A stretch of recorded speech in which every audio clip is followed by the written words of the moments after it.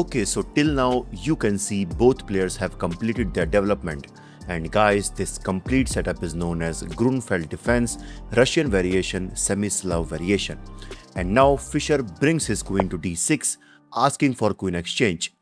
But h3, attacking the bishop. So bishop takes f3, and here Fischer decides to exchange, and then rook at f goes to d8. And you can see this amazing battery. And now d5, attacking the knight. So that's why knight to e5, preparing to bring this knight on c4.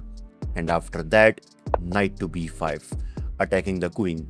And guys, now it's better for black to, just exchange the queens. Because let's say after bishop takes c5, then black can push c6, attacking the knight. And if knight to c7, attacking the rook, then rook at a goes to c8, attacking the knight. And let's say if bishop takes e7, then rook to d7, attacking the both pieces. And if white defends with d6, then knight at e goes to c4, targeting the pawn on b2. And if bishop takes c4, then knight takes c4, attacking the pawn again. And if white pushed b3, if it tries to attack the knight, then knight to b2, attacking the rook. And obviously rook to d2 is not possible due to the threat of bishop to c3 fork. So let's say if rook to b1, then knight to d3 check, king to f1, and then bishop to e5. And in the next move, black is going to capture this d6 pawn, which is the only defender of the bishop and the knight. But in the game, after knight to b5, so in this position here, Fischer, declines the queen exchange, and he instead slides his queen to f6, targeting the weak pawn on f3.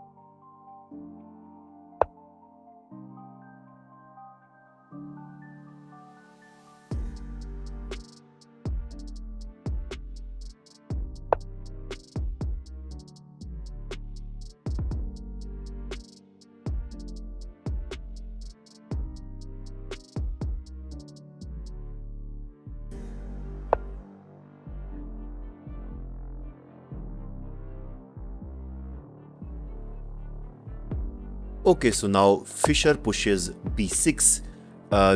So guys, in this position here, Botvinnik must consider the move bishop to b5, which increases the pressure over the d7 knight. But instead, he goes for bishop to f3. And I don't know where he's attacking. I mean, he might get worried about knight to e4, but that's not a big threat.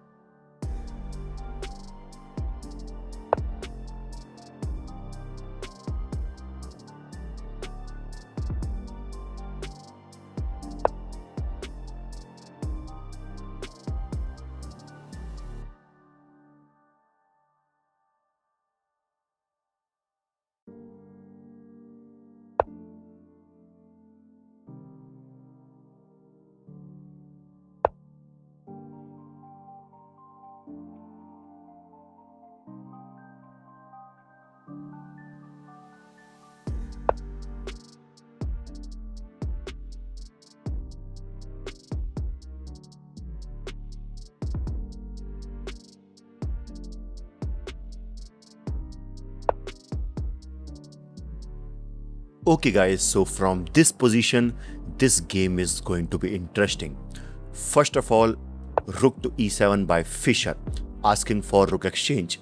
And obviously white can't accept it, because let's say if rook takes e7, then after king takes e7, in the next move you can see this king is going to support the queen side pawns, which is already supported by the knight, and this is completely winning for black. So that's why after rook to e7, here Botvinnik gives a check from f3 square, forcing the king to go back to g file. And yeah, so Fischer does that. And now rook to c3. But guys, instead rook to a3 might be the best option, so that he can target the a7 pawn. But now Fischer just goes for rook to e4, preparing for rook to a4 so that he can target the pawn on a2. So to stop this, Botvinnik brings his bishop to d1, and then rook to d4, attacking the bishop. So bishop to c2, and after that king to f6. Okay, king to f3. And yeah guys, so here I'm expecting that Fischer must come closer to the pawns, but instead he goes for king to g5. Maybe he wants to capture this pawn. So that's why king to g3. And guys, now the question is, how can black proceed from this position? Because even it's winning, but what's the sequence? And guys, the first move is rook to b4. So basically the idea is, let's say if white decides to attack, then knight to e4 check. And if bishop takes e4, then rook takes e4. And if rook to c7, attacking both pawns, but rook to a4, defending the a7 because it's more important. And if rook takes h7, rook to a3, rook takes a3 check, f3, a5. And in the end, you can see now no one can stop these pawns from promotion. Because let's say if to stop this, white plays h4 check with the idea of king to f5, rook to f7 check, king to e6, rook to g7, king to f6, rook to b7, but rook to b3.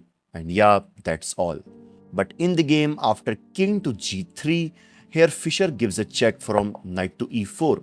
And guys, now this move gives a chance to Botvinnik to make a comeback in the game. Because first of all, he captures the knight on e4 with bishop takes e4. And after rook takes e4, and guys, now let's mimic the same moves. Let's say if white in this position, goes for rook to c7 with the same idea of attacking both pawns.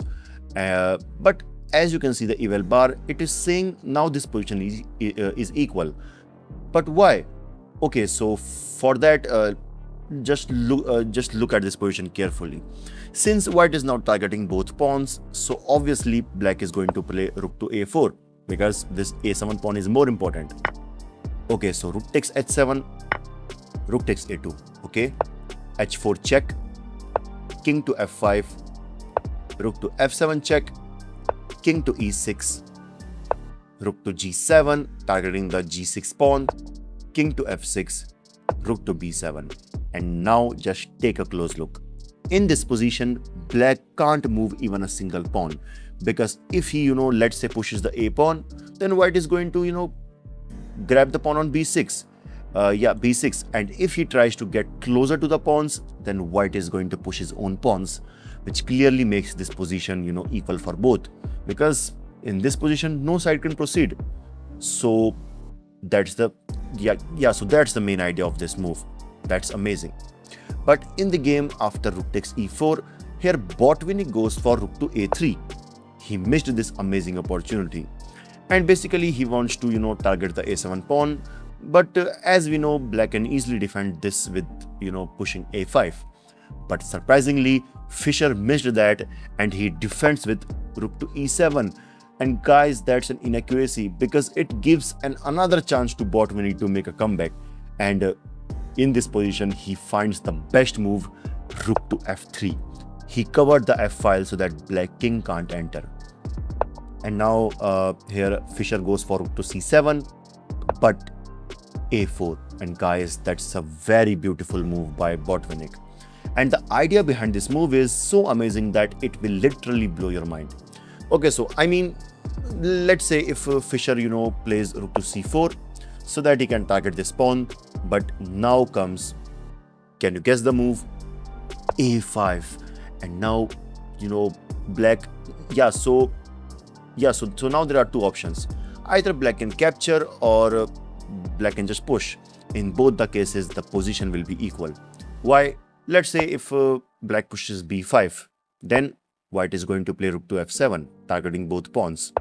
And if a6, f4 check, king to h6, rook to f6. And you can see now no one can defend this, pawn on a6. Okay, so let me go back to the move a5. And let's say if black decides to capture the pawn with b takes a5, then rook to f7, targeting both pawns. And if a6, rook takes h7. And now just take a look at this double pawn structure. Obviously, it's not easy for black to promote these pawns. I mean, let's say if he pushes a4, then h4 check, king to f5, rook to a7, attacking the pawn. So rook to c6. But rook to f7 check, king to e6, rook to f4, targeting the pawn. And if he decides to push, then rook to a4. And you can see here white successfully stops the a pawn. So that's why after the move a4, let me go back. So that's why in this position he doesn't go for the pawn. He instead, plays rook to c5, stopping the move a5. Okay. Now rook to f7. Here Botvinnik targets the pawn. Rook to a5, targeting the a4 pawn. But rook takes h7, rook takes a4. Now Botvinnik gives a check.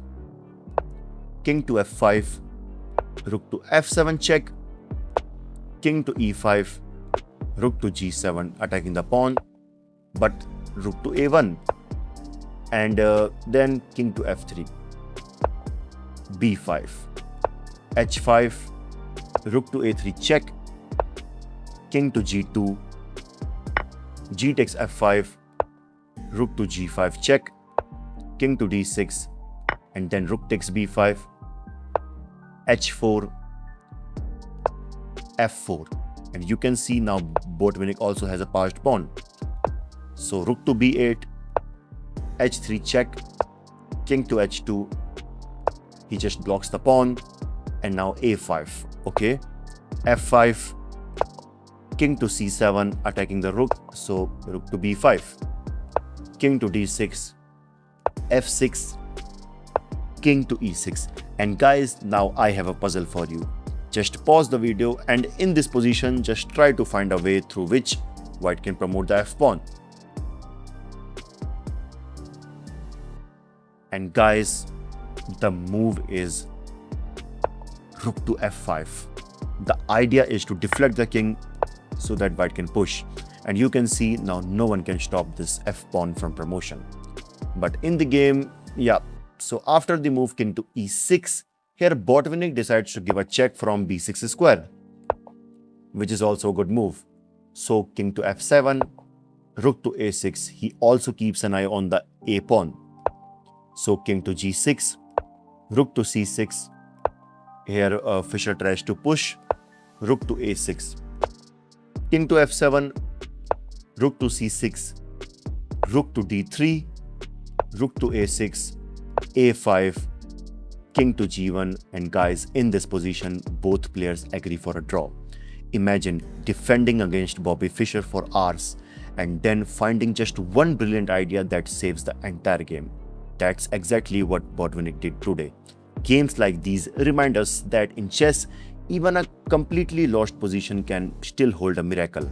Like this video and I will see you in the next one.